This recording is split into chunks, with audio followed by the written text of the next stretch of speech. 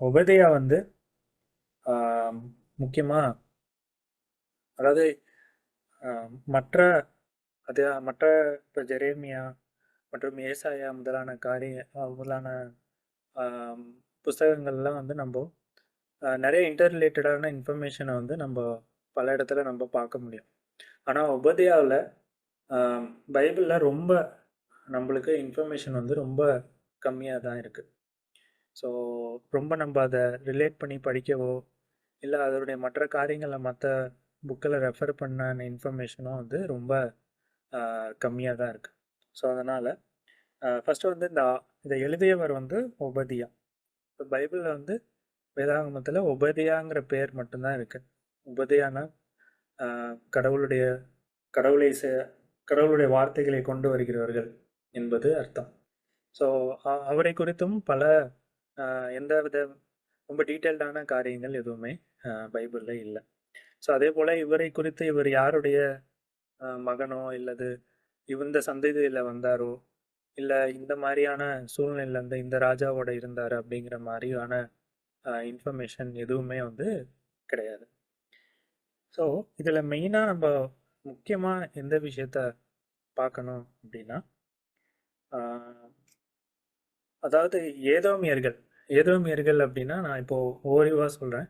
ஏதோமியர்கள் வந்து ஏசா சந்ததியை சேர்ந்தவர்கள். ஏசா சந்ததி, அந்த சந்ததியாக வழி வழியாக வரவங்க தான் ஏதோமியர்கள். ஸோ ஏதோமியர்கள் ஒரு ஒரு சூழ்நிலையில், அதாவது முக்கியமாக அந்த இஸ்ரேலை வந்து பாப்லோனியர்கள் வந்து பிடித்து செல்லும்போது, அவர்கள் இஸ்ரேலை தோற்கடிக்கும் போது, இதுவுமே வந்து மோஸ்ட் லைக்லி தான் வேதாகமத்தில் இருக்குது. பட் இதுதான் இந்த நேரத்தில் தான் இவங்க இப்படி பண்ணாங்க அப்படிங்கிற தெளிவான இன்ஃபர்மேஷன் இல்லை. ஸோ பாபிலோனியர்கள் இஸ்ரேவேலை பிடிக்கும்போது, அதாவது அந்த யூதா ஜனங்களை பாதுகாக்க வேண்டிய நிலையில் இருந்த அந்த ஏதோமியர்கள் வந்து அந்த இஸ்ரேவேல் ஜனங்களுக்கு எதிராக அவர்கள் மாறிவிட்டார்கள். ஸோ அதாவது எதிராக அப்படி இருந்ததை காட்டிலும் அவர்கள் வந்து இஸ்ரேலுக்கு ஒரு நம்பிக்கை துரோகம், அதாவது சகோதரராக இருந்துமே உதவாமல் போன ஒரு சூழ்நிலையில தான் இந்த புத்தகமானது ஏதோமியரை பார்த்து தேவன் சொன்ன வார்த்தைகளாக இது எழுதப்படுகிறது. மற்றும் முக்கியமாக பார்த்தீங்க அப்படின்னா, மோஸ்டாக இதை வந்து ஒரு அப்ராக்சிமேட்டாக டைம் லைன் எப்போ எழுதியிருப்பாங்க பார்த்தீங்கன்னா, ஒரு 586 பிசிக்கு அப்புறம் 553 பிசிக்கு முன்னாடி. ஸோ அந்த காலகட்டத்தில் இது எழுதியிருக்கலாம் அப்படின்னு வந்து ஒரு அசம்ஷன் இருக்குது. ஸோ மோஸ்ட் லைக்லி இது வந்து ஃபஸ்ட்டு ஹாஃப் ஆஃப், அதாவது பாபிலோனியர்கள் இஸ்ரேல் பிடிக்க போகிறதுக்கு ஒரு ஃபஸ்ட் ஆஃப் அந்த டைமிங்கில் இது எழுதப்பட்டிருக்கலாம் அப்படின்னு நம்ம பார்க்கலாம். இது முக்கியமாக மெயினாக வந்து இது முக்கியமாக எதை ஃபோக்கஸ் பண்ணுது அப்படின்னா, ஏதோமியர்கள் இஸ்ரவேலுக்கு செய்த தீமைக்காக வந்து அவர்களுக்காக தேவன் கொடுத்த ஒரு தீர்க்க தரிசன வசனங்கள். ஸோ இது நிறைவேறிச்சா இல்லையா அப்படின்னா நம்மளுக்கு வந்து பிப்ளிக்கலாக எவிடன்ஸ் இல்லை. பட் ஆனால் ஹிஸ்டாரிக்கலாக நம்மளுக்கு எவிடன்ஸ் இருக்குது. இந்த தீர்க்க தரிசனமானது பிற்காலத்தில் அவர் குறித்த நாளில் அது வந்து நிறைவேறிச்சு. ஸோ இது முக்கியமாக இஸ்ரேல் வந்து மிகவும் மோசமான ஒரு சூழ்நிலையில் இருக்காங்க. அதாவது இஸ்ரேல் வந்து பல பேர் வந்து அவங்கள தோக்கடிச்சு அவங்க வந்து ரொம்ப மோசமான நிலையில் இருக்கும் போது ஏதோமியர்கள் அவர்களுக்கு ஒரு மிகப்பெரிய ஒரு துரோகத்தை அவர்கள் செய்து விடுகிறார்கள். ஸோ அதன் விளைவாக தான், அதாவது இஸ்ரேல் வந்து அந்த நேரத்தில் வந்து இதோட இஸ்ரேலோட இது முடிஞ்சு போயிடுச்சு, இஸ்ரேலுக்கு இன்னுமே ஃபியூச்சர் என்ன அப்படின்லாம் அந்த அளவுக்கு அவர்கள் மோசமாக மொத்தமாக அவர்கள் வந்து ஒன்றுமே இல்லாமல் போன நிலையில தான் இது வந்து எழுதப்பட்டிருக்குது. ஃபர்ஸ்ட் ஹாஃப், அதாவது வந்து ஃபர்ஸ்ட் ஹாஃப் ஆஃப் ஒரு 15-16 வசனங்கள், இது வந்து நம்ம மொத்தம் 21 வசனங்கள் இருக்கிறது.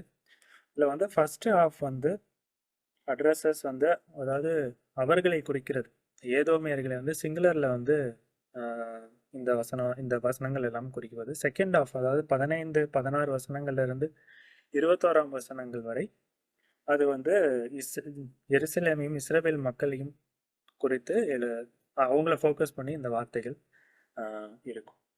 ஸோ இது மெயினாக நம்ம இதை எப்படி நம்ம நம்மளுடைய இந்த ஸ்டடியில் கூட எப்படி நம்மளுடைய வாழ்க்கையில் இப்படிப்பட்ட தீர்க்க தரிசன வசனங்கள், இப்படி ஏதோமியர்களுக்காக எழுதப்பட்ட தீர்க்க தரிசன வசனங்கள் எப்படி இது நம்மளுடைய வாழ்க்கையிலையும் இதன் மூலம் நம்ம என்ன கற்றுக்கொள்ள போகிறோம் என்பதையும் நம்ம இந்த பைபிள் ஸ்டடி முடிகிறதுக்குள்ள கர்த்தருடைய சித்தத்தின்படி நம்ம கற்றுக்கொள்வோம் என்று நான் விசுவாசிக்கிறேன். ஸோ இதில் முதலாவது வசனத்தை நம்ம பார்ப்போம். முதலாவது வசனம் ஒபதியாவின் தரிசனம். அதாவது ஒபதியாவுக்கு கர்த்தர் என்ன காரியங்களை வெளிப்படுத்தியிருக்கிறார் அப்படிங்கிறத குறித்தது தான். ஸோ இதை யாருக்கு நேராக ஃபஸ்ட்டு சொல்லப்பட்டது அப்படின்னு பார்த்தீங்க அப்படின்னா, இது கர்த்தராகிய ஆண்டவர் ஏதோமை குறித்து சொல்லுகிறது.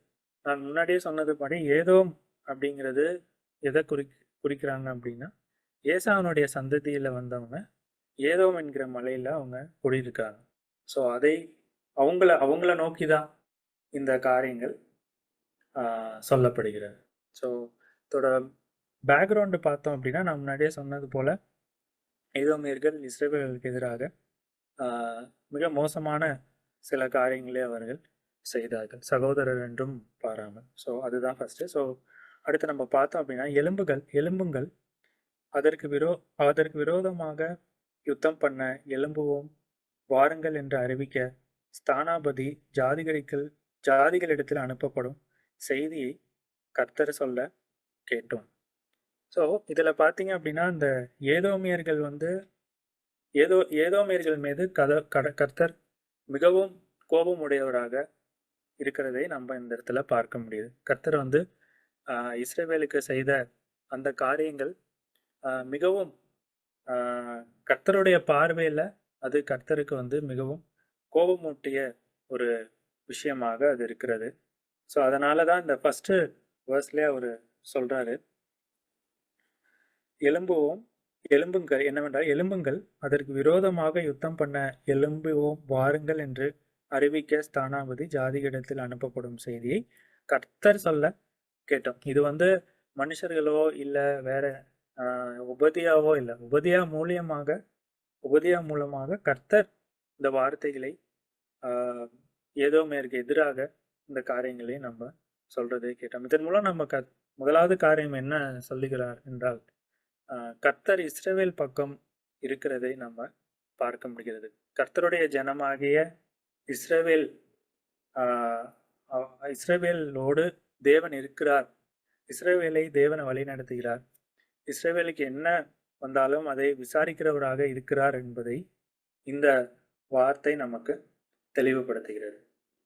அடுத்து நம்ம 2வது வசனம் பார்த்தோம் அப்படின்னா, எல்லாமே இந்த வசனம் அப்படியே தொடர்ந்து பார்த்துக்கிட்டே வந்தீங்கன்னா, ஒருத்தருக்கு எதிராக எவ்வளவு அதாவது தேவன் சொல்லுகிற வார்த்தைகள் எவ்வளவு கடுமையாக இருக்கிறது அப்படிதான் ஃபுல்லாகவே அது கண்டினியூ ஆகிட்டே வரும்.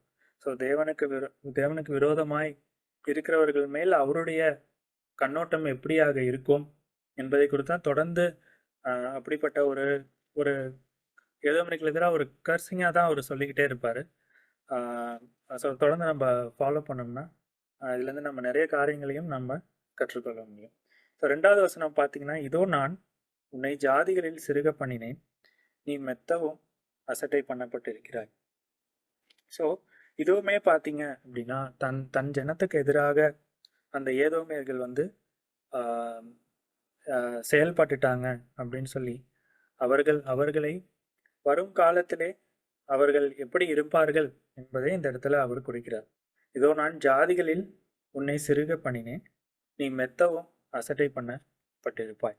ஸோ அதாவது தேவனுடைய ஜனங்களுக்கு எதிராக இல்லை தேவனுக்கு எதிராக ஒருத்தவங்க செயல்படும் போது அவர்களுடைய அதாவது அவர்கள் தான் பலசாலிகள் என்று நினைத்து கொண்டிருக்கிற காரியங்கள் எல்லாம் ஒன்றுமில்லாமல் போயிடும். இந்த இடத்துல எந்த ப்ரீ ரெக்வசிட்டுமே இல்லாம தேவன் சொல்லுகிறார், நீ இப்படியாக நடந்து கொண்டாய், இப்போ நீ என்னெல்லாம் பெருமையாக, அதாவது நான் பெரிய ஒரு நாட்டை சேர்ந்தவன் அல்லது பெரிய நாடாக நான் இருக்கிறேன், என்னை யாரும் அசைக்க முடியாது என்றெல்லாம் நீ நினைத்து கொண்டிருந்தாலும் தேவனுடைய வார்த்தை இப்படியாக அவர்களுக்கு வருகிறது. இதோ நான் ஜாதிகளில் சிறுக பண்ணினேன், நீ மெத்தவும் அசட்டை பண்ணப்பட்டிருக்கிறாய். Behold, I will make you small among the nations. You shall be utterly despised. So இந்த வார்த்தைகள் எல்லாம் ஏன் வருகிறது என்றால், கடவுளுடைய ஜனத்துக்கு, கர்த்தருடைய ஜனத்துக்கு விரோதமாக ஏதோமியர்கள் செயல்பட்டதினால். ஸோ இதுலயும் நம்ம பார்க்க முடியுது, கர்த்தருக்கு விரோதமாக இல்லது கர்த்தருக்கு ஜனங்களுக்கு கர்த்தருடைய ஜனங்கள் என்றால் நான் பழைய ஏற்பாட்டு அந்த இஸ்ரவேல் மக்களை குறித்து நான் சொல்லுகிறேன். ஸோ அப்படி விரோதமாக நம்ம செயல்படும் போது கர்த்தர் எவ்வளவாய் அந்த இஸ்ரவேல் மக்கள் மேல் உள்ள அந்த ஒரு அன்பையும் அவர்கள் மேல் தான் வழிநடத்துகிற ஜனங்களை அவர் எவ்வளவாய் பாதுகாக்கிறார் என்பதையும் குறித்து, அதன் மேல் அவருடைய இந்த வார்த்தையானது அந்த இஸ்ரவேல் மக்கள் மேல் உள்ள அந்த ஒரு கரிசனையும் அவர்கள் எவ்வளவாய் அவர்கள் எதிர்க்கும் போது அவர்களை தேவன் எப்படி அந்த கோபமானது எப்படி இருக்கும் என்பதையும் குறித்து நம்ம இங்கே பார்க்கணும். ஸோ இதுக்கு 3வது வசனத்துக்கு நம்ம போகிறதுக்கு முன்னாடி ஏதோமியர்கள் இதுதான் ரொம்ப முக்கியமான ஒரு இது. ஏதோமியர்கள் மிகவும் உயர்ந்த மலைகளிலே அவர்கள் இருந்தார்கள். அதாவது ரொம்ப உயரமான மலையில இருந்தாங்க. இப்போ ஃபார் எக்ஸாம்பிள் நம்ம இந்தியாவில் இருக்க மாதிரி ஒரு ஊட்டி மலையோ இல்லை மூணார் போலையோ அவங்க உயரமான மலையில இருந்ததுனால அவர்கள் அதை தான் தன்னுடைய பாதுகாப்பாக அவர்கள் எண்ணிக்கொண்டிருந்தார்கள். ஸோ அப்படி இருக்கிறதுனால நம்மளை யாரும் அசைக்க முடியாது. அதாவது இந்த உலகத்தின் பார்வையில் நான் ரொம்ப ரொம்ப ஒரு சேஃபான செக்யூரான பிளேஸில் நான் இருக்கிறேன் அப்படின்னு சொல்லி அவங்க நினைத்து கொண்டிருந்தார்கள். ஸோ அதனால தான் அந்த ஃபிசிக்கலாக அவங்க ரொம்ப செக்யூராக இருக்கேன் அப்படின்னு நினச்ச அந்த ஒரு பெருமையினால தான் அவர்கள் இஸ்ரவேலுக்கு எதிராக துரோகம் செய்தார். ஸோ அதுதான் ரொம்ப முக்கியமான ஒரு விஷயம். ஸோ அவர்கள் இந்த உலகத்தில் அவர்களுக்கு இருக்கிற அந்த பாதுகாப்பும் அவர்கள் எந்த சூழலில் இருந்தாங்களோ அதையே தன்னுடைய வாழ்க்கையில் ஒரு பாதுகாப்பாக அதை மட்டுமே அவர்களை பாதுகாப்பாக எண்ணிக்கொண்டிருந்தார்கள். ஸோ இப்போ 3வது வசனம் நம்ம பார்த்தோம் அப்படின்னா, கண்மலை வெடிப்புகளாகிய உயர்ந்த ஸ்தானத்தில் குடியிருந்து, அதுதான் இது ஆக்சுவலாக அவர்கள் இருந்த இடத்தையும் அவர்கள் எப்படிப்பட்ட இடத்துல இருந்தாங்க அப்படிங்கிறத இது குறிக்குது. ஸோ அவர்கள் அதாவது அவர்கள் இருந்த இடம் பார்த்தீங்க அப்படின்னா ஒரு 500 feet 5000 feet above the sea level அப்படின்னு ஒரு அப்ராக்சிமேட்டாக நமக்கு ஒரு இதில் படிச்சப்போ அது தெரிஞ்சுது. ஸோ அதனால் யாரும் ஈஸியாக அவங்கள போயிட்டு இது பண்ண முடியாது. அவர்களை ஈஸியாக படையெடுத்து போய் அவர்களை வெல்ல முடியாது. ஸோ ஏன்னா மலையில் போய் ஒரு நிலத்தில் போய் போரிடுவதும் மலையில் போய் போரிடுவதும் இந்த காலகட்டத்தில் மேபி நம்மளுக்கு நிறைய அக்சஸ் பண்ணுற சூழ்நிலைகள் இருக்கும். ஆனால் அந்த காலகட்டத்தில் அப்படிப்பட்ட அந்த அந்த அந்த மாதிரி போய் போரிடுவது என்பது மிகவும் கஷ்டமான ஒரு காரியம், கடினமான ஒரு காரியம். ஸோ அப்படி இருக்கும்போது அந்த மாதிரி இடத்துல அவங்க இருந்ததுனால அவர்கள் அதை மட்டுமே நம்பி அதை தன்னுடைய வாழ்வில் ஒரு பாதுகாப்பாகவும் அதை ஒரு பெருமையாகவும் அவர்கள் நினைத்து கொண்டு என்ன வேணாலும் தாங்கள் செய்யலாம், தங்களை யாரும் அசைக்க முடியாது என்ற ஒரு மன பக்குவத்திலே அவர்கள் இருந்தார்கள். ஸோ அதை தான் இந்த இடத்துல தேவன் குறிப்பிடுகிறார். கண்மலை வெடிப்புகளாகிய உன் உயர்ந்த ஸ்தானத்தில் குடியிருந்து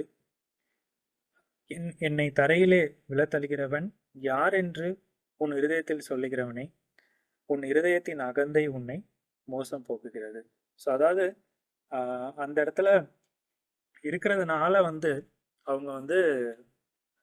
ரொம்ப அந்த இடத்துல இருக்கும்போது என்ன கீழே தள்ளுறவங்க யாரு, நான் இப்படிப்பட்ட உயரத்துல இருக்கேன், ஸோ என்னை கீழே தள்ளுகிறவங்க யாரால முடியும் அப்படிங்கிற ஒரு இருதயத்தின் அகந்தையில இருக்கிறதை தேவன் அறிந்து இந்த வார்த்தைகளை சொல்கிறார். இது ஒருவேளை இஸ்ரவேல் மக்களுக்கு கூட இப்படிப்பட்ட காரியங்கள் தெரியுமா தெரியல. ஆனால் தேவன் நம்மளுக்கு எல்லாமே தெரியும். தேவன் சர்வத்தையும் அறிந்தவர்.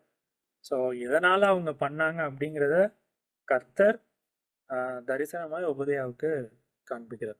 ஸோ அப்போ இந்த அதாவது அவர்கள் உள்ளத்துல இருந்த அந்த அகந்தையை தேவன் இந்த இடத்துல வெளிப்படுத்தி காட்டுகிறார்.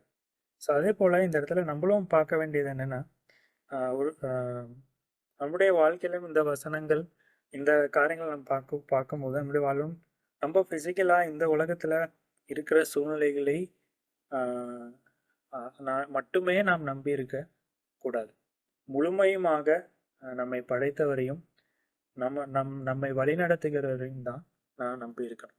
ஸோ இது ஒரு விதத்தில் பார்த்தோம் அப்படின்னா, நான் இது ஓரிவா சொல்கிறேன். இந்த ஒரு விதத்தில் பார்த்தோம் அப்படின்னா, இது இஸ்ரவேலானது இஸ்ரவேலுக்கு எதிராக ஏதோமியர்கள் பண்ணதுனால இந்த வசனங்களை தேவன் கொடுத்திருக்கலாம். ஆனால் இதே இது நம்ம புதிய ஏற்பாட்டில் நம்ம இயேசு கிறிஸ்துவை விசுவாசிக்கும் போது இதை நாம் எப்படி எடுத்துக்கொள்ளலாம் என்றால், இயேசு கிறிஸ்துவுக்கு எதிராக அல்லது தேவனுக்கு எதிராக நாம் பாவத்தில் இருக்கும்போது தேவனுடைய கோபமானது நம்முடைய வாழ்க்கையில எப்படியாக இருக்கும் என்பதையும் நம்ம இந்த வசனங்களின் மூலமாக நம்ம அறிந்து கொள்ளலாம். ஏனென்றால் இந்த உபதையா முடிக்கும் போது ஆஹ் முடிவில் நாம் அவருடைய ராஜ்யத்துல இருப்போம் என்பதை நினைவு கூர்ந்துதான் இந்த காரியங்களை அவர் 21ஆம் வசனத்துல முடிப்பார்.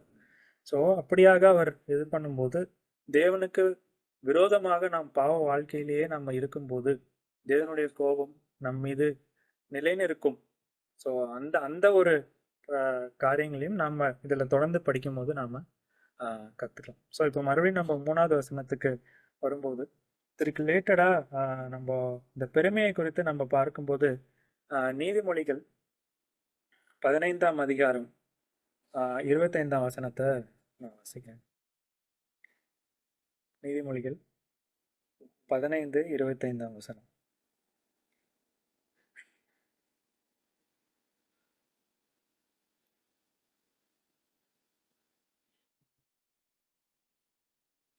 அகங்காரியின் வீட்டை கத்தர் பிடுங்கி போடுவார், விதவையின் எல்லையோ நிலை நிலைப்படுத்துவார்.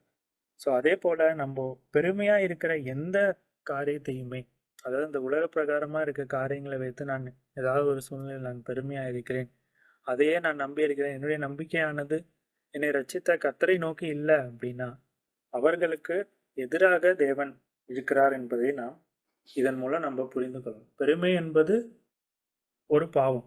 பெருமையாக நாம் எந்த சூழ்நிலைகளிலுமே நம்ம இருக்கக்கூடாது. நம்முடைய முழு நம்பிக்கையும் இந்த இடத்துல அவர்கள் இந்த உலகத்துல மேல தான் பார்க்கல சில காரியங்கள்ல அவர்கள் இருக்கிற இடங்களை அவர்கள் ஃபோக்கஸ் பண்ணி தான் உயரத்துல இருக்கோம், நம்மளை யாரும் அசைக்க முடியாதுன்னு சொல்ல அந்த நினைப்புல இருக்கிறதுனால தான் அந்த நினைப்பு தான் அவர்களை அடுத்த பாவமான அவருடைய சகோதரர் ஜனங்களுக்கு எதிராகவே அதை இந்த பெருமையானது இந்த பிசிக்கல் செக்யூரிட்டியானது அவங்கள அவங்களை திருப்பி அவர்களுக்கு உதவக்கூடிய நிலையில இருக்கிறவர்கள் தான் ஏதோமியர்கள், ஆனால் அவர்களுக்கு எதிராக செயல்பட்டார்கள்.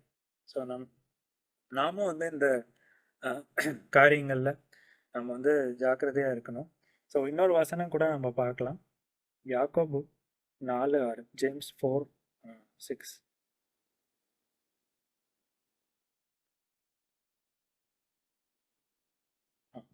ஸோ இது எல்லாருக்குமே தெரிஞ்ச வசனம் தான். அவர் அதிகமான கிருபை அளித்தாரே, அதனால் தேவன் பெருமை உள்ளவர்களுக்கு எதிர்த்து நிற்கிறார், தாழ்மை உள்ளவர்களுக்கோ கிருபை அளிக்கிறார் என்று சொல்லியிருக்கிறது. ஆனால் இந்த சூழ்நிலையில பார்த்தீங்க அப்படின்னா இப்போ இஸ்ரவேலர்கள் எல்லா சூழ்நிலைகளிலும் கர்த்தருக்கு பிரியமாக இருந்தாங்கன்னா இல்லை. ஸோ அவர்களும் சில இடங்களில் தவறினார்கள், நிறைய இடங்கள்ல கர்த்தருக்கு விரோதமாக செயல்பட்டார்கள். ஆனாலும் அவர்களோடு கர்த்தர் இருந்தார். அவர்கள் கர்த்தரை அவர்களை கர்த்தர் வழி நடத்தினார். ஸோ அதே போலதான் நாமளும் நிறைய நேரங்கள்ல சில நேரங்கள்ல நம்ம பாவத்துல தவறுகிறதுல வாய்ப்பு உண்டு. ஆனாலும் அவங்க ரீகன்சைல் ஆகி மறுபடியும் தேவனிடத்துல வரும்போது அவர்களுக்கு முழு பாதுகாப்பாக தேவன் இருந்தார். ஸோ அதே போலதான் நம்மளும் நிறைய நேரங்கள்ல பாவங்கள்ல இருக்கும்போது நம்ம ரீகன்சைல் ஆகி கர்த்தர்ட்ட வரும்போது கர்த்தர் நமக்கு முழு பாதுகாப்பாக நமக்கும் இருப்பான். ஸோ அதையும் இந்த இடத்துல நம்ம பார்க்கிறோம். இந்த இடத்துல கர்த்தரே அவர்களுக்கு இதை யார் சொல்லியும் இந்த தரிசனத்தை தேவன் கொடுக்கல. அவரே தன்னுடைய ஜனங்களுக்கு அவர் தன்னுடைய ஜனங்கள் கஷ்டப்படுறத பார்த்து அவரே இந்த காரியங்களை இதை யார் சொல்லியும் கர்த்தர் செய்யலை, கர்த்தரே செய்கிறார். அந்த இடத்துல கர்த்தரே இந்த தரிசனங்களை தான் அவர்கள் ஜனங்களோடு இருக்கிறேன் என்பதை தேவன் மறுபடியும் இந்த இடத்துல நிரூபிக்கிறார். ஸோ அடுத்த வசனம் நம்ம பார்ப்போம். இது எல்லாமே பார்த்தீங்கன்னா, தொடர்ந்து அதே ரிலேட்டடா தான் வரும். அடுத்தும் இந்த 3வது வசனத்தில சொல்லப்பட்ட காரியங்கள் மாரி தான் நமக்கு வரும். ஸோ, அந்த உயரத்தை தான் இங்கேயும் குறிக்கப்பட்டிருக்கும். நீங்க பார்த்தீங்கன்னா, நீங்க கழுகை போல் உயரப் போனாலும், நீ நட்சத்திரங்களுக்குள்ளே உன் கூட்டை கட்டினாலும், அவ்விடத்திலிருந்தும் உன்னை விழத் தள்ளுவேன் என்று கர்த்தர் சொல்லியார். இது 3வது வேர்ஸோட கன்டினியூஷன் தான். மறுபடியும் வந்து அவங்க வந்து அந்த உயரத்த தான் அவங்க வந்து ரொம்ப ஃபோக்கஸ் பண்ணிட்டே இருந்தாங்க. அதை தேவன் அறிந்து, தேவன் நம்ம உள்ளத்துல என்ன அதாவது நம்ம சொல்றது போல வாய் வாயில சொல் பிறவாதற்கு முன்னமே அதை அறிந்திருக்கிறார். ஸோ அதே போல தான் நம்ம உள்ளத்துல எப்படிப்பட்டவங்களா இருக்கிறோம் என்பதையும் தேவன் அறிந்து, அத தான் ஆண்டவர் இங்க ஃபோக்கஸ் பண்றாரு. "நீ கழுகை போல் உயரப் போனால், நீ உயரமான இடத்துல என்னை யாருமே அசைக்க முடியாது" அப்படின்னு என்று இருந்தாலும், அ அந்த இடத்துல தான் அதுக்கு பதிலா அந்த ஒரு சிம்பலைஸ் பண்றதுக்காக அவர் வந்து கழுகை யூஸ் பண்றாரு. "நீ நட்சத்திரங்களுக்குள்ளே உன் கூட்டை கட்டினாய்." அதுவும் உயரத்த தான் குறிக்கிறது. நட்சத்திரம் வந்து வானங்கள்ல இருக்கிறத அது குறிக்கிறது. "அவ்விடத்திலிருந்து நீ இருந்தாலும், அ அங்கிருந்தும் உன்ன விழத்தள்ளுவேன்" அப்படின்னு சொல்லி தேவன் சொல்கிறார். அதாவது த அல்டிமேட் ரூலர், சகலவற்றையும் அரசாளுகிறவர் தேவன் தான். ஸோ அவரை தான் நம்ம பற்றிக் கொண்டிருக்க வேண்டுமே தவிர, இந்த பிசிக்கலா நம்ம பார்க்கிற சில காரியங்களையும், இதுதான் என் செக்யூரிட்டி, இதுதான் எனக்கு பாதுகாப்பா இருக்க போகுது, இதுதான் எனக்கு வாழ்க்கையில எல்லாமாக இருக்க போகுது அப்படின்னு சொல்லி நம்ம அத பிலீவ் பண்ணி, அதுல நம்முடைய ஃபோக்கஸ் வந்து அத மட்டுமே ஃபோக்கஸ் பண்ணி இருந்தோம் அப்படின்னா, இத வந்து அதிலேயே ஃபோக்கஸ் பண்ணியிருந்தோம்னா, அத நம்பி அவர்கள் இன்னொரு பாவத்தை அ செய்த ஒரு காரியத்துக்கு அவங்க தள்ளப்படுறாங்க. ஸோ இததான் இந்த ஃபர்ஸ்ட் 4 வெர்சஸ் வந்து நமக்கு குறி குறிக்கிறது. அ இந்த 4த் வெர்ஸும் நம்ம வந்து அதான். ஸோ பிசிக்கலா இருக்கிற மீன்ஸ நம்ம ரொம்ப ஃபோக்கஸ் பண்ணக்கூடாது. ஸோ அடுத்தும் 5வது வசனம் நம்ம பார்ப்போம். அ ஏசாவினுடையவைகள் நீ எவ்வளவாய் சங்கரிக்கப்பட்டு போனாய்! திருடராகிலும் ராத்திரியிலே கொள்ளையடிக்கிறவர்களாகிலும் உன்னிடத்தில் வந்தால் தங்களுக்கு போதுமான மட்டும் திருடுவார்கள் அல்லவோ?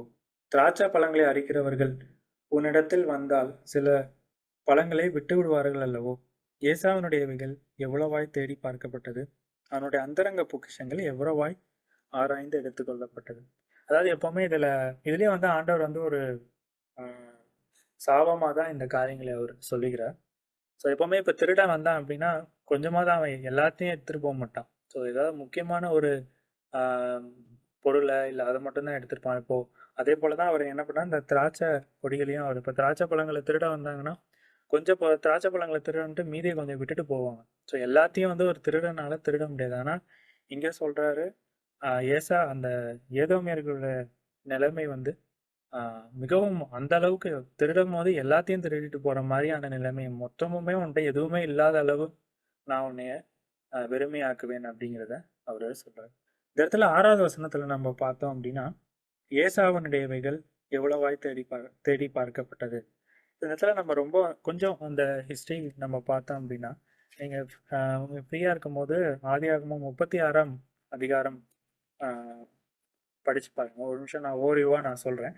ஆதியாகமம் 36ஆம் அதிகாரத்துல அந்த ஏசாவினுடைய அந்த அவர்கள் எப்படி இந்த ஏதோமியர்கள் வந்து ஏதோமிய மலை வந்து ஏன் இந்த இடத்துல வந்து ஏசா அப்படின்னு சொல்லி கர்த்தர் வந்து சிம்பாலைஸ் பண்றாரு அப்படிங்கிறதுக்கான முழுமையான நமக்கு ஒரு ஓரியோ வேணும் அப்படின்னா ஜெனிசிஸ் 36 நீங்க படிச்சீங்க அப்படின்னா அதுல வந்து ஒரு ஓரிவா நமக்கு தெரியும். இது ஃபுல்லா பார்த்தீங்கன்னா, முக்கியமான சில காரியங்களை மாத்திரம் நம்ம பார்த்துட்டு நம்ம கன்டின்யூ பண்ணலாம் ஸ்டடிய. 36ல வந்து ஃபுல்லா வந்து ஏசானுடைய அந்த வம்ச வரலாறு இருக்கும். ஸோ யாருடைய பிள்ளைகள், யாரு யாருக்கு பிறந்தா அப்படின்னு சொல்லி ஃபுல்லாவே அந்த 36 ஃபுல்லாவே இருக்கும். 36 8 அதாவது 8வது வசனத்த பார்த்தீங்கன்னா, ஏசாவுக்கு ஏதோம் என்றும் பெயர். அதாவது ஏசாவுக்கு ஏதோம் என்றும் பெயர். அதனால தான் இந்த இடத்துல அந்த ஏதோமிய மலைகள்ல ஏசாவனுடைய சந்ததியர்கள் வாசம் பண்ணுகிறார்கள். ஸோ நீங்க தொடர்ந்து படிச்சு பார்த்தோம் அப்படின்னா, அவர்களுக்கு இத்தந்த குமாரத்திகள் இருப்பாங்க. ஸோ இந்த மாதிரி தொடர்ந்து வரும். ஸோ இப்போ இந்த ஃபுல்லாவே அந்த யார் யார் அவங்க பிள்ளைங்க எப்படி வந்தாங்க அப்படிங்கிற குரோனாலஜிக்கல் ஆர்டர் ஃபுல்லாவே இதுல வந்துகிட்டே இருக்கும்.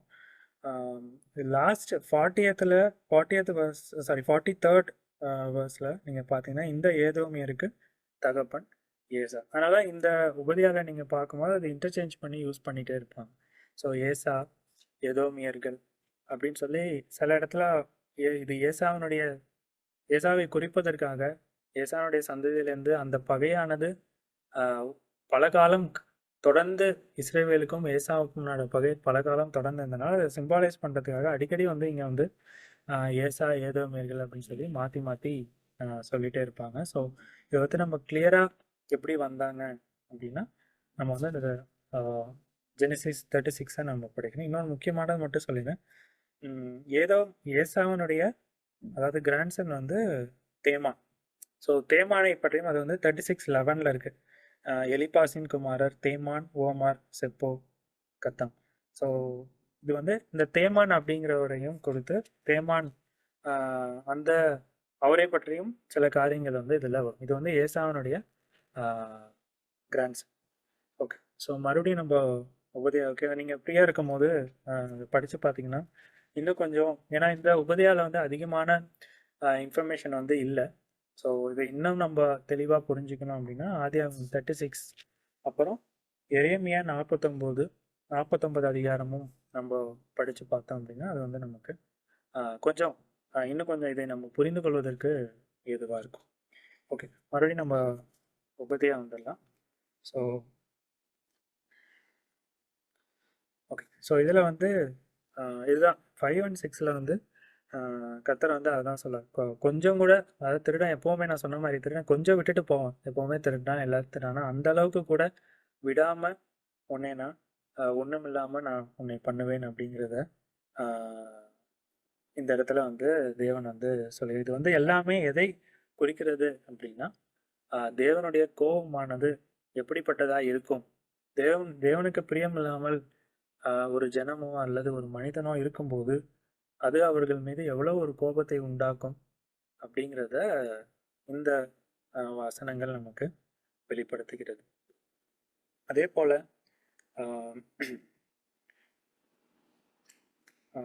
நம்ம வந்து ஒவ்வொரு நாளும் லைஃப்ல வந்து நிறைய காரியங்கள் வந்து நிறைய நேரங்கள் நம்ம கேர்லெஸ்ஸா நம்ம செய்யறதுக்கான வாய்ப்புகள் உண்டு. ஆனா இப்படிப்பட்ட கடுமையான வார்த்தைகள் மூலமாகவும் தேவன் பேசியிருக்கிறார் என்பதையும் நம்ம இந்த வசனங்கள் மூலம் நம்ம கத்துக்கணும். ஏன்னா இந்த காலகட்டத்துல மிகவும் ஆசீர்வாதமான காரியங்கள் மட்டும்தான் நிறைய பேர்ட்ட சொல்லப்படுகிறது. ஆனால் இவ்வளவு கடுமையான ஒரு திருடும் போதோ உன்ட்ட எதுவுமே திருடனை விட மோசமான ஒரு நிலைமை, அதாவது திருடப்பட்ட வீடை விட ஒரு மோசமான ஒரு நிலைமையை சித்தரிக்கக்கூடிய ஒரு நிலையை தேவன் வந்து இங்க சொல்லிக்கிறார். இப்படிப்பட்ட வார்த்தைகளும் வேதாகமத்துல உண்டு. நாம் தினசரி நாம் நடக்கும்போது நாம் ஒருவேளை பாவம் செய்கிறதற்கு ஏதுவான சில சூழ்நிலைகள் வரும்போது தேவன் அந்த எப்பவுமே நம்மளுக்கு அந்த வார்னிங் இருந்துகிட்டே இருக்கணும். ஸோ இப்படிப்பட்ட வார்த்தைகளும் நம்மை அவரோடு எப்போதும் இருப்பதற்கு அவரை விட்டு விலகாமல் இருப்பதற்கு இப்படிப்பட்ட எச்சரிப்பான வார்த்தைகளும் நமக்கு பிரயோஜனமுடையதாக இருக்கும். ஸோ அதனால வந்து தேவன் இப்படியும் பட்டவர் என்பதையும் நம்ம இவ்வளவு கோபமுடையவர் என்பதையும் நம்ம புரிந்து கொள்ள வேண்டும். ஸோ அடுத்த 7வது வசனம் நம்ம தொடர்ந்து பார்க்கலாம். உன்னோடு உடன்படிக்கை செய்த எல்லா மனுஷரும் உன்னை எல்லை மட்டும் துரத்தி விட்டார்கள். உன்னோடு சமாதானமாய் இருந்த உன்னை மோசம் போக்கி உன்னை மேற்கொண்டவர்கள், உன் அப்பத்தை சாப்பிட்டவர்கள் உனக்கு கீழே கண்ணி வைத்தார்கள், அவனுக்கு உணர்வில்லை. ஸோ இதில் பார்த்தீங்கன்னா இஸ்ரேலை வந்து எப்படி ஏதோமேர்கள் ஏமாத்தினாங்களோ அதே தான் இங்கே வந்து அதே மாதிரியே திருப்பி God is giving back to ஏதோ. அதாவது உன்னோடு உன் அப்பத்தை சாப்பிட்டவர்கள் உனக்கு கீழே கண்ணி வைத்தார்கள். அதாவது இஸ்ரேவேல் வந்து 2 பேரும் இஸ்ரேவேலும் ஏதோமேர்களும் சகோதரர்கள் தான். ஆனாலும் சகோதரர்கள் என்றும் பாராமல் வந்து அவர்கள் துரோகம் பண்ணாங்க. அதே போலதான் மறுபடியும் உனக்கும் அதையே நடக்கும் அப்படிங்கிறத தேவன் இங்க வந்து வெளிப்படுத்துகிறார். ஸோ இது ஒரு விதத்துல அவர்களை சபிக்கிறமான காரியங்களா இருந்தாலும் இஸ்ரேவேல் மீது அவர் எவ்வளவு அன்புள்ளவராக எவ்வளவு கரிசனை உள்ளவராக இருக்கிறார் என்பதையும் நம்ம இங்கே பார்க்க முடியுது. அதாவது இஸ்ரேல் தம்முடைய ஜனத்தின் மீது அவரை விசுவாசிக்கிற ஜனத்தை அவர் எவ்வளவாய் கரிசனை உள்ளவராக எவ்வளவு அவர்களுக்காக வழக்காடுகிறவராக இருக்கிறார் என்பதையும் நம்ம இங்கே பார்க்க முடியுது. ஸோ அடுத்த 8வது வசனம் பார்த்தீங்கன்னா, அந்நாளில் அல்லவோ நான் ஏதோமில் உள்ள ஞானிகளையும் ஏசாவின் பர்வதத்தில் புத்திமான்களையும் அழிப்பேன் என்று கர்த்தர் சொல்கிறார். தேமானே, ஏசாவின் பர்வதத்தில் மனுஷர் யாவரும் கொலையினால் சங்கரிக்கப்படும்படி உன் பராக்கிரமசாலிகள் கலங்குவார்கள். ஸோ இதுவும் மறுபடியும் சேம் இதுக்கு நேராக தான் வருது. இந்த இடத்துல நம்ம ஒன்று நோட் பண்ண வேண்டியது அப்படின்னா, இதில் உள்ள மறுபடியும் அவங்களுடைய செல்ஃப் ப்ரைடு வந்து அவங்களுடைய பிரபுக்கள் மேலேயும் அவங்களுடைய புத்திமான்கள் மேலேயும் அது மேலே தான் அவங்க மறுபடியும் அவங்க ஃபெய்த் வச்சுருக்காங்க அப்படிங்கிறத தேவன் அடிக்கடி அவங்க நிரூபிச்சுக்கிட்டே சொல்லிக்கிட்டே வராரு. ஸோ மெயினாக வந்து அங்கே வந்து இதில் வந்து மெயினாக வந்து அவர்கள் இந்த தேமான் அப்படிங்கிறவர் வந்து ஏசாவினுடைய கிராண்ட்சன், அதாவது அவருடைய பேரன் தேமான். அவரும் வந்து அவர் இருந்த காலகட்டத்தில் அவர் வந்து ஒரு பெரிய ஒரு பராக்கிரமசாலியாக அவர் இருந்திருக்கிறாரு. ஸோ அதை சிம்பாலைஸ் பண்ண நம்ம நீங்கள் ஆதியாகமத்தில் தொடர்ந்து படித்து பார்த்தீங்கன்னா 36 அதிகாரத்தில் நம்மளுக்கு தெளிவாக தெரியும். தேமான்கிறவர் ஒரு பெரிய பராக்கிரமசாலியாக, அதாவது ஃபிசிக்கலாக இஸ் ரொம்ப ஸ்ட்ராங்கான பர்சன். அதை தான் இங்கே வந்து கர்த்தர் சொல்லிக்கிறாரு. ஸோ அதனால தான் இங்கே வந்து தேமானே, அதான் அந்த அந்த குரூப்பாக வந்தவங்க வந்து அந்த இடத்துல வந்து ரொம்ப ஸ்ட்ராங்காக ஒரு பெரிய இடத்துல பெரிய பொசிஷனில் இருக்காங்க. ஆனால் தேவன் சொல்லுகிறார், அப்படியெல்லாம் நீங்கள் இருக்க முடியாது. நான் தான் சர்வத்தையும் ஆளுகிறவர். அந்த மாதிரி நீங்கள் ஃபிசிக்கல் சப்போர்ட்டில் இதை மாதிரி உங்களுடைய ஸ்ட்ரென்த்தையே நீங்கள் நினச்சிட்டே இருந்தீங்க அப்படின்னா நான் உங்களை விழத்தள்ளுவேன். நீங்கள் செய்த பாவமான காரியங்கள், நீங்கள் என்னுடைய ஜனத்துக்கு எதிராக செய்த காரியங்கள் உங்களை அதனால் நான் உங்களை விழத்தள்ளுவேன் அப்படிங்கிறத தேவன் வந்து திருப்பி திருப்பி சொல்லிக்கிட்டே இருக்கார்.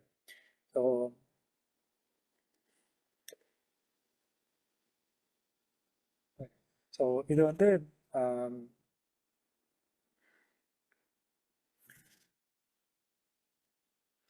அதாவது ஏதோமில் உள்ள ஞானிகளை அழிப்பேன் அப்படிங்கிறத வந்து ஆண்டவர் வந்து ஒரு ஃப்யூச்சர் ஈவெண்ட்டாக தேவன் வந்து சொல்லி அவர்களை வந்து நாங்கள் அந்த போர் வரும், அதில் வந்து அவங்க சங்கரிக்கப்படும் போது அந்த ஞானிகளை தேவன் மற்றும் பராக்கிரமசாலிகள் என்று நினைத்து கொண்டிருக்கிறவர்களை தேவன் வந்து அந்த இடத்துல அழிப்பார். அவர்களுடைய ஃபிசிக்கல் சப்போர்ட்டை தான், ஃபிசிக்கல் செக்யூரிட்டியை தான் ஆண்டவர் வந்து அதில் ஃபோக்கஸ் பண்ணிகிட்டே இருக்கார். ஸோ விச்செவர் நீங்கள் வந்து ஒரு முக்கியமானது, இதுதான் என்னுடைய வாழ்க்கை, இதெல்லாம் என்னை சேவ் பண்ணும் அப்படிங்கிற நினைத்து கொண்டு செயல்பட்ட காரியங்களை தேவன் வந்து ஒவ்வொன்றா வந்து இங்கே வந்து நாக் டவுன் பண்ணிகிட்டே இருக்காரு. ஃபஸ்ட்டு வந்து உயரமாக இருந்ததை தேவன் வந்து நாக் டவுன் பண்ணார். ஸோ இதனால் உனக்கு செக்யூரிட்டி இருக்காதுன்னு செக்யூரிட்டி இருக்கும்னு நீ நினைக்கக்கூடாது. அடுத்து வந்து பார்த்தீங்கன்னா உன்கிட்ட பராக்கிரமசாலிகள் நிறைய பேர் இருக்காங்க, நிறைய ஸ்ட்ரென்த்தான பர்சன்ஸ் இருக்காங்க. ஸோ அதனால் நீ வந்து அதனால் வந்து நீ இவ்வளோ பெருமையாக இருக்கக்கூடாது. ஸோ அதை வந்து அதையெல்லாம் நான் அழித்து போடுவேன் அப்படிங்கிறத தேவன் வந்து ரொம்ப ஃபோக்கஸ்டாக மறுபடியும் அதே காரியங்களே தேவன் வந்து சொல்லிக்கிட்டே இருக்கார். ஸோ இதுலேருந்து நம்ம இன்னொரு காரியத்தையும் நம்ம தெரிஞ்சுக்க முடியும். என்னென்னா ஏதோமியர்கள்ட்ட மிகவும் பலவான்களும் மிகவும் புத்திமான்களும் மற்றும் நல்லா ஃபிசிக்கலாக ரொம்ப ஸ்ட்ராங்காக இருக்கிறவங்க நிறைய பேர் இருந்தாங்க அவங்களோட. ஸோ பார்த்தீங்கன்னா 9th verse லாஸ்ட்டில் பார்த்தீங்கன்னா பராக்கிரமசாலிகள் கலங்குவார்கள். அதாவது அவங்கள்ட்ட ரொம்ப ஃபிசிக்கலாக அவங்க தேவர் இப்போ இருக்கிற காலகட்டத்தில் ஒரு பெரிய கண்ட்ரி வந்து ஃபிசிக்கலாக நான் எல்லா இடத்துலையும் ஸ்டேபிளாக இருக்கேன் அப்படிங்கிற ஒரு நினைக்கிற கண்ட்ரி மாதிரி தான் ஏதோமியர்கள் எல்லா வகையிலும் அவர்கள் ஸ்ட்ரென்த்தாக இருந்தாங்க. ஸோ அதுதான் வந்து தேவன் இங்கே சொல்லியிருக்காரு. அடுத்து நம்ம 10th verse போகலாம். ஸோ நீ உன் சகோதரனாகி யாக்கோபுக்கு செய்த கொடுமை நிமித்தம் வெட்கம் உன்னை மூடும், நீ முற்றிலும் சங்கரிக்கப்படுவாய். நீ எதிர்த்து நின்ற நாளிலும் அந்நியர் அவன் சேனையை சிறைப்பிடித்து போன நாளிலும் மறுதேசத்தார் அவன் வாசல்களை பிரவேசித்து எருசலேமின் பேரில் சீட்டு போட்ட காலத்தில் நீயும் அவர்களில் ஒருவனை போல் இருந்தாய். இதில் பார்த்தீங்க அப்படின்னா இதில் தான் வந்து சொல்கிறாரு, உன் சகோதரனுக்கு நீ எவ்வளோ மோசமான சில காரியங்களை நீ செய்ய. அதாவது ஆரம்பத்துலேருந்தே இந்த பகையானது இஸ்ரவேல், ஆஹ் அதாவது யாக்கோபு, ஏசானுடைய பகையானது பல சந்ததியாக தொடர்ந்து கொண்டே இருக்கு. ஆனாலும் அவர்களுக்கு தெரியும் தாங்கள் இருவரும் சகோதரர்கள் என்று. ஆனாலும் வந்து அதையெல்லாம் அவர்கள் பொருட்படுத்தாமல் இந்த ஏதோமியர்கள் வந்து அவர்களுக்கு எதிராக செயல்பட்டாங்க. அப்படி ஈவன் அவ்வளோ வருஷம் அதாவது பல சந்ததி கடந்துமே அவர்கள் பகையாளிகளா தான் அதாவது எனிமீஸா தான் அவங்க எண்ணிக்கொண்டிருந்தாங்க. ஸோ இது வந்து இட்ஸ் இட்ஸ் நாட் அவங்களுக்கு மட்டும் அப்ளிகபிள் இல்லை. ஈவன் நம்மளுடைய நிறைய தினசரி வாழ்க்கையில கூட நம்ம பார்க்கும்போது சில பேரோடலாம் நம் சில காரியங்களில் மனசோர்வு வந்துச்சுன்னா we will continue in generations. So இது அப்போ மட்டும் இல்லை, இப்பயும் தான் தொடர்ந்து கொண்டு தான் இருக்கிறது. ஸோ ஆனால் இதில் என்ன சொல்கிறாங்க அப்படின்னா, நீ 11ஆம் வசனம் பார்க்கும்போது, நீ எதிர்த்து நின்ற நாளிலும் அந்நியர் அவன் சேனையை சிறைப்பிடித்து போன நாளிலும் மறுதேசத்தார் அவன் வாசல்களுக்குள்ளே பிரவேசித்து எருசலேமின் பேரில் சீட்டு போடகளை நீயும் அவர்களில் ஒருவனை போல் இருந்தார். அதாவது இங்கிலீஷ்ல பார்த்தீங்கன்னா, அந்த day that you stand allow. அது என்ன, சுற்றி நின்று வேடிக்கை பார்க்குறது. அதாவது ஒருத்தன் கீழே விழும்போது சுற்றி நின்று அவன் கீழே விழுவுறதையும் அவன் கீழே விழுந்துட்டான் அப்படிங்கிறத ஒரு ஏளனமாக பார்க்கிற ஒரு சூழ்நிலையில அவருடைய சகோதரர்கள், அவனுடைய சகோதரர் வம்சாவளியில வந்தவங்களே அந்த ஏதோமியர்கள் அப்படி நின்று கொண்டிருந்ததை தேவன் இங்கே சுட்டி காட்டுறார். ஸோ தேவன் இதில் நம்ம இன்னொரு விஷயம் நம்ம பார்க்க வேண்டியது என்னன்னா, கர்த்தர் எவ்வளோ மைனூட்டா இஸ்ரேவேலுக்கு நடந்த காரியங்களை எவ்வளோ மைனூட்டா தேவன் இங்கே நமக்கு வெளிப்படுத்துகிறார் அப்படிங்கிறத பார்க்கணும். அதாவது பொதுவாக நம்ம எடுத்தோம் அப்படின்னா துரோகம் பண்ணிட்டாங்க அப்படிங்கிற மாதிரி அதுதான் ஓவரால் தீம். ஆனால் தேவன் இங்கே சொல்லுகிறார், ஒவ்வொரு சின்ன சின்ன காரியங்களிலும் ஏதோமியர்கள் எப்படி எதிராக இஸ்ரவேலுக்கு செயல்பட்டார்கள் என்பதையும் தேவன் கணக்கு வைத்திருக்கிறார். ஸோ அதுதான் இங்கே ரொம்ப முக்கியமான ஒரு விஷயம். எருசலேமின் பேரில் சீட்டு போட்ட காலத்தில் நீங்கள் பார்த்தீங்கன்னா, அவங்க எதிர்த்திருந்த நாளில் அந்நியர் அவன் சேனையை சிறைப்பிடித்த போன நாளிலும், அந்நியர்கள் வந்து அவர்களை பிடிச்சிட்டு போனப்போயும் நீ பார்த்துட்டு தான் இருந்த. மறுதேசத்தார் அவன் வாசலுக்குள்ளே பிரவேசித்து எருசலேமின் பேரில் சீட்டு போல காலத்தில் நீயும் எதிராளிகளில் ஒருவனாய் இருந்து அவனுக்கு எதிராகவும் அவனை ஏளனமாகவும் நீ பார்த்து கொண்டிருந்த. ஸோ அதாவது கடவுள் எவ்வளோ கீனாக வாட்ச் பண்ணுறாரு ஒவ்வொரு காரியத்தையும். நம்மளுடைய வாழ்க்கையிலும் சரி, தேவனுடைய நம்மளுக்கு நம் சில நேரங்களில் சிலரால் பாதிக்கப்படுகிற போதும் தேவன் அதை கணக்கு வைத்திருக்கிறார்.